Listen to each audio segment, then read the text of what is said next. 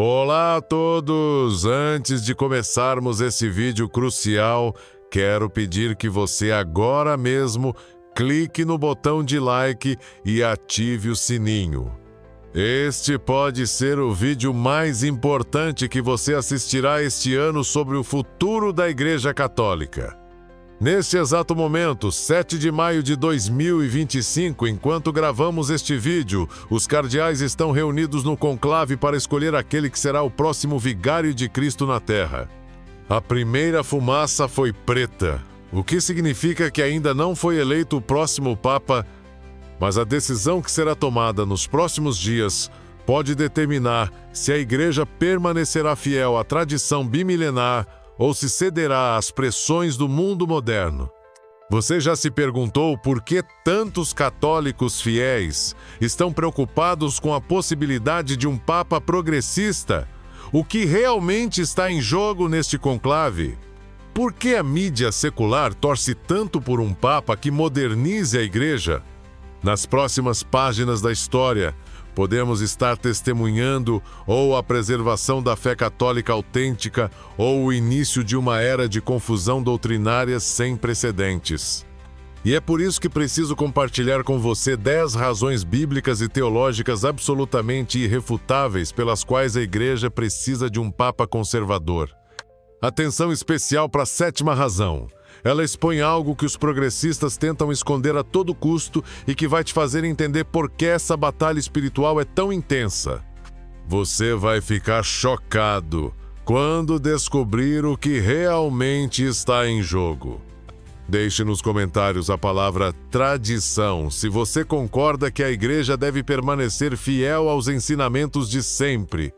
Agora vamos às 10 razões essenciais que todos os católicos precisam conhecer neste momento decisivo. Razão 1. O diaconato feminino. A primeira razão é simples. Mulheres não devem se tornar diaconisas ordenadas. Por quê? Porque Jesus, mesmo vivendo numa época em que havia sacerdotisas em várias religiões pagãs, escolheu apenas homens como apóstolos. Isso não foi por acaso. Fundamento bíblico. Em verdade vos digo, tudo o que ligardes na terra será ligado no céu, e tudo o que desligardes na terra será desligado no céu. Mateus 18. Jesus conferiu esta autoridade aos apóstolos, todos homens, estabelecendo assim um padrão para o ministério ordenado. O catecismo da Igreja é claro: só o homem batizado pode receber validamente a ordenação sagrada. São João Paulo II disse que a Igreja não tem poder para ordenar mulheres. Ponto final. Alguns falam de diaconisas na Igreja primitiva, mas elas não eram ordenadas como os homens. Ajudavam em tarefas específicas, principalmente no batismo de mulheres, mas não recebiam o sacramento da ordem.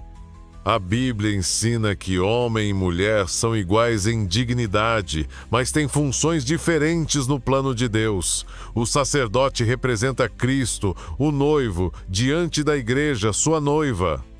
Esta simbologia do casamento é fundamental. Você já pensou o que aconteceria se começássemos a mudar o que Jesus estabeleceu? Onde pararíamos? Razão 2. Bênção a casais do mesmo sexo. A segunda razão é que não podemos abençoar uniões que contradizem o plano de Deus. A Bíblia é claríssima. Desde o Gênesis, Deus os criou homem e mulher e mandou: sejam fecundos e multipliquem-se. Fundamento bíblico. Jesus reforçou isso quando perguntaram sobre o divórcio. Não leram que no princípio o Criador os fez homem e mulher? Por isso, o homem deixará seu pai e sua mãe e se unirá à sua esposa, e os dois se tornarão uma só carne. Mateus 19. Aqui Jesus reafirma o plano original de Deus para a sexualidade humana e para o matrimônio. A Igreja sempre ensinou que o matrimônio tem dois fins inseparáveis: a união do casal e a abertura à vida. Uniões do mesmo sexo, por natureza, não podem gerar filhos. O Catecismo da Igreja diz que os atos homossexuais são intrinsecamente desordenados. Não é questão de discriminação, mas de verdade. Amar as pessoas significa desejar seu bem verdadeiro, não confirmar comportamentos que as afastam de Deus. Dar bênçãos a essas uniões, ou pior ainda, chamar isso de matrimônio, seria mentir. E a Igreja não pode mentir. Razão 3. Celibato sacerdotal. O celibato dos padres deve continuar sendo obrigatório. E isso é nossa terceira razão. Jesus, nosso modelo perfeito de sacerdote, viveu celibatário, totalmente dedicado à sua missão. Fundamento bíblico. São Paulo explica bem: quem não é casado se preocupa com as coisas do Senhor, mas quem é casado se preocupa com as coisas do mundo. Primeira carta aos Coríntios 7. Aqui o apóstolo deixa claro o valor do celibato para uma dedicação total a Deus e ao serviço do Evangelho. O celibato não é apenas uma regra, é um dom precioso. Permite que o padre seja pai espiritual de todos, sem dividir seu coração. Como disse São João Paulo II, é um dom inestimável.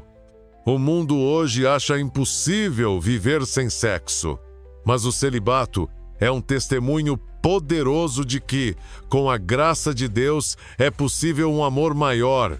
Se acabarmos com o celibato obrigatório, não estaríamos dizendo que o mundo está certo e que não é possível viver como Jesus viveu. Razão 4. Missa tradicional em latim. Nossa quarta razão.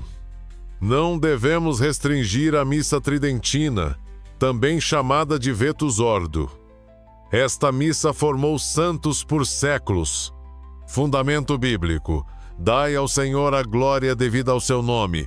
Adorai o Senhor no esplendor da santidade. Salmo 29, 2.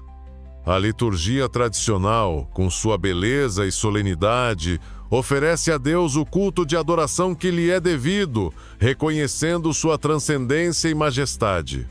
São Pio V garantiu que este rito poderia ser celebrado perpetuamente. O Papa Bento XVI lembrou: o que foi sagrado para gerações anteriores continua sagrado para nós. O latim não é um obstáculo, é uma língua universal que une católicos do mundo todo. Mostra que a liturgia não é invenção nossa, mas algo que recebemos. A missa tradicional, com seu silêncio, seus gestos de adoração e sua ênfase no sacrifício, nos ajuda a entender o que realmente acontece no altar, o próprio sacrifício de Cristo, tornado presente. Até o Concílio Vaticano II, que muitos progressistas gostam de citar, disse: o uso do latim, salvo direito particular, seja conservado nos ritos latinos. Por que tanta hostilidade contra uma forma de missa que alimentou a fé católica por séculos? Não seria melhor permitir ambas as formas e deixar que deem frutos? Razão 5. Hierarquia eclesiástica. A quinta razão é fundamental. A Igreja deve manter sua estrutura hierárquica como Cristo a estabeleceu.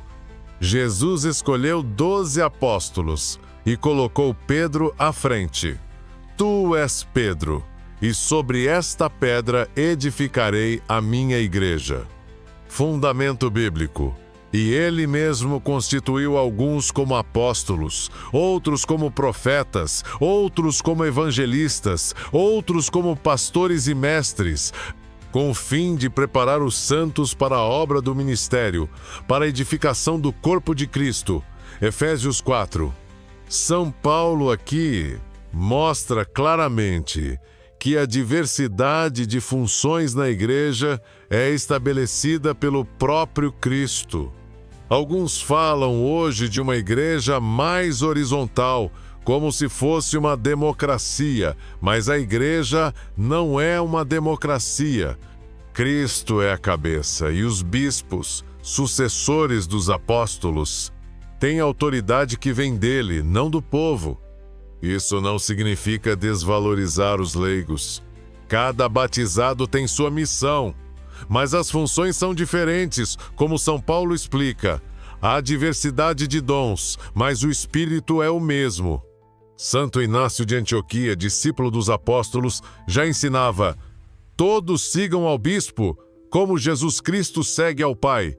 A obediência à hierarquia não é questão de poder humano, mas de fidelidade a Cristo.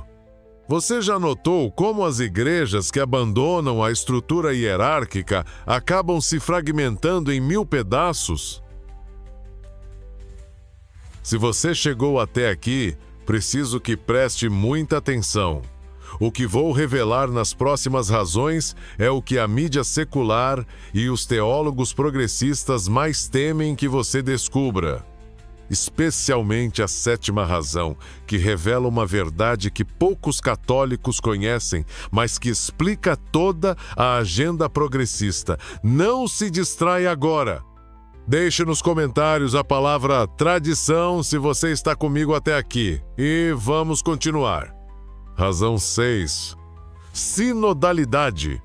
Nossa 6ª razão toca na questão da sinodalidade. Escutar todos na igreja é bom, mas com limites claros. A autoridade de ensinar e governar pertence ao Papa e aos bispos em comunhão com ele.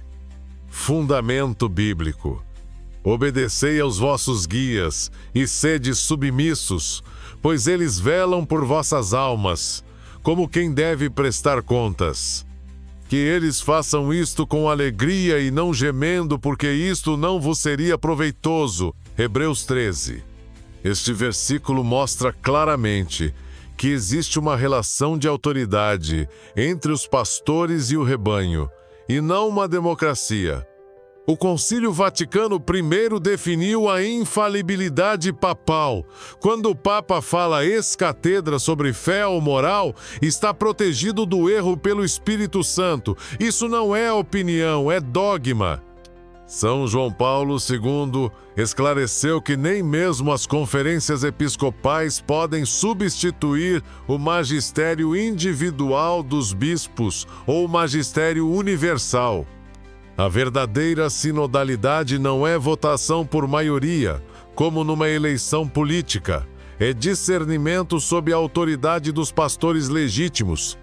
Como dizia São Cipriano, a igreja está no bispo e o bispo na igreja. Os progressistas frequentemente usam a palavra sinodalidade para introduzir ideias contrárias à tradição. Mas como poderia o Espírito Santo contradizer o que ele mesmo ensinou ao longo de 2000 anos? Razão 7. Mudanças climáticas. A 7ª razão, aquela que mencionei antes, é sobre as prioridades da igreja. Sim, devemos cuidar da criação de Deus, mas a missão principal da igreja é a salvação das almas. Fundamento bíblico. Pois que aproveita o homem ganhar o mundo inteiro, mas perder sua alma. Marcos 8. Jesus deixa claro aqui que a salvação da alma é o bem mais precioso, mais importante que qualquer preocupação meramente terrena. Jesus mandou: Ide e fazei discípulos de todas as nações, batizando-os em nome do Pai, do Filho e do Espírito Santo. Não disse: Ide e salvai o planeta. Muitos falam hoje da crise climática, mas poucos falam da crise espiritual. Milhões de pessoas vivem sem Deus, sem esperança eterna. Esta é a verdadeira emergência. A igreja deve ajudar os pobres e cuidar da natureza, certamente, mas sempre à luz do Evangelho, não seguindo agendas políticas do momento. São Paulo VI disse: evangelizar é a graça e vocação própria da igreja, sua identidade mais profunda. Um papa conservador manteria este foco essencial. Se a igreja se torna apenas mais uma voz no coro das organizações ambientais, quem anunciará o evangelho completo? Razão 8. Contracepção. A oitava razão. A Igreja não deve mudar seu ensinamento sobre contracepção artificial. A Humanae Vitae do Papa Paulo VI, que declarou a contracepção intrinsecamente má, foi profética. Fundamento bíblico. Sede fecundos, multiplicai-vos, enchei a terra. Gênesis 1, 28. Esta é a primeira ordem que Deus dá à humanidade, mostrando que a abertura à vida é parte essencial do plano divino para o matrimônio. Também vemos em Gênesis 38, 8:10 como Deus castigou Onã por praticar o coito interrompido, evitando a concepção. Esta encíclica previu que a contracepção levaria à infidelidade conjugal, à degradação moral e ao desrespeito pela mulher. Olhe à sua volta, não foi exatamente o que aconteceu. A contracepção separa artificialmente o aspecto unitivo, união do casal, do procriativo, abertura à vida. Mas Deus uniu esses dois aspectos e, o que Deus uniu, o homem não separe. São João Paulo II desenvolveu belamente este ensinamento na teologia do corpo. O corpo tem uma linguagem e a contracepção torna esta linguagem mentirosa. Diz: eu me entrego totalmente, mas na verdade retém a fertilidade. Existem motivos sérios para espaçar os filhos? Sim, e a Igreja permite os métodos naturais que respeitam o ciclo da mulher e fortalecem o autocontrole do casal. Se a Igreja mudasse este ensinamento, não estaria admitindo que errou por séculos. E se errou nisso, onde mais poderia ter errado? Razão 9. Comunhão para divorciados em nova união. A nona razão. A comunhão para divorciados em nova união.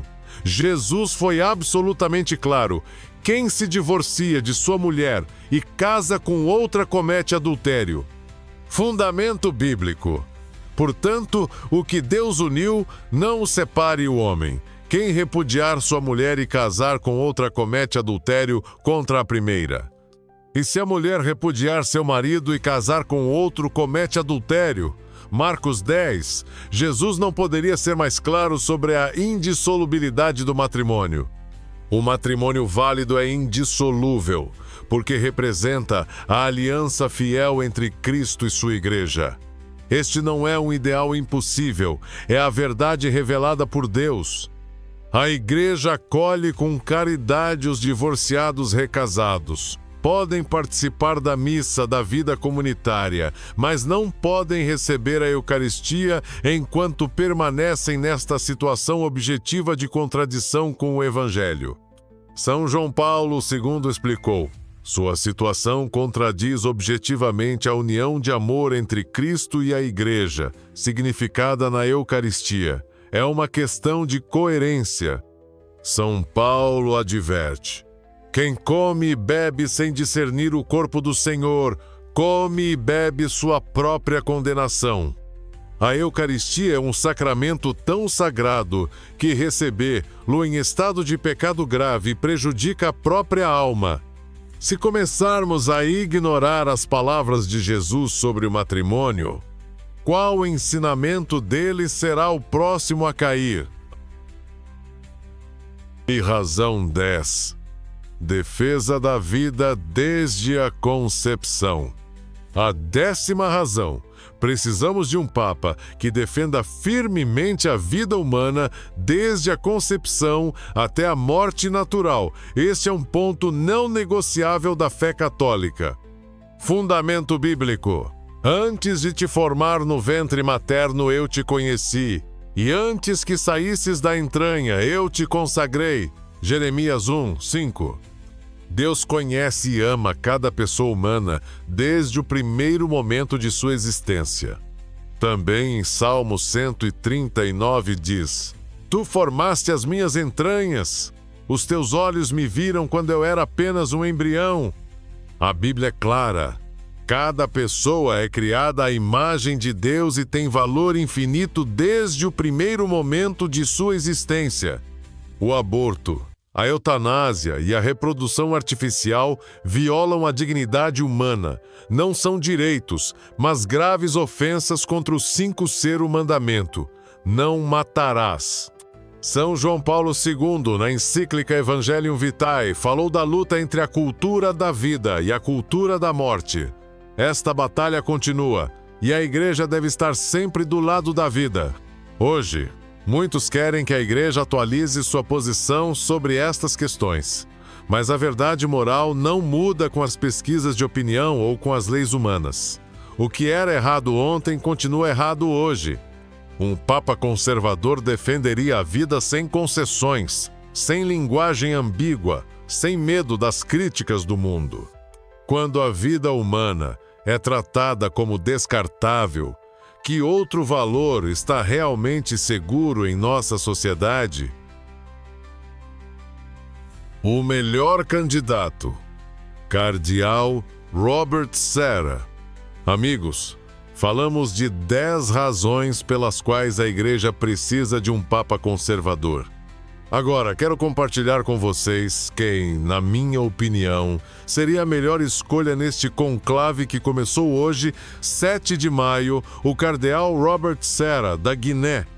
O Cardeal Sarah é conhecido por sua profunda espiritualidade e amor inabalável pela tradição da Igreja.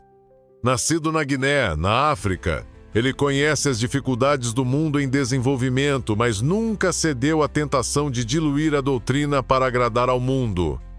Como prefeito da Congregação para o Culto Divino sob o Papa Bento XVI, ele defendeu corajosamente a sacralidade da liturgia. Seu livro, A Força do Silêncio, é um chamado poderoso para recuperarmos o silêncio sagrado em um mundo de barulho. O Cardeal Sarah tem sido uma voz firme contra as ideologias que ameaçam a família, a vida e a fé.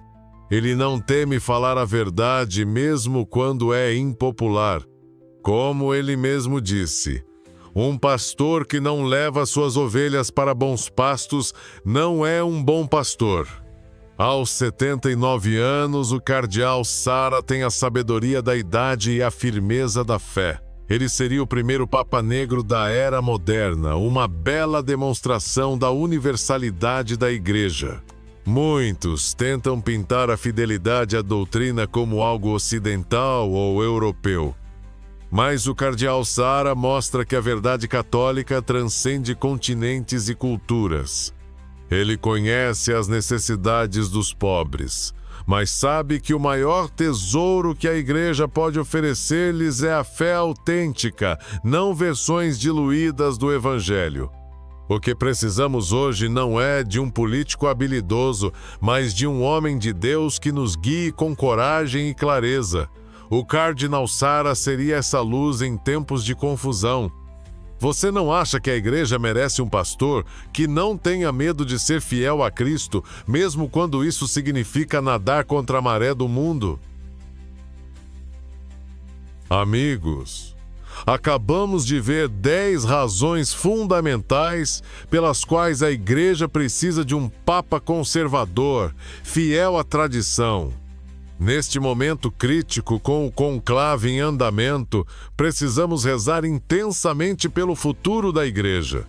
São Paulo nos exorta: conserva o modelo das sãs palavras que de mim tens ouvido, na fé e no amor que há em Cristo Jesus. Guarda o bom depósito, pela virtude do Espírito Santo que habita em nós.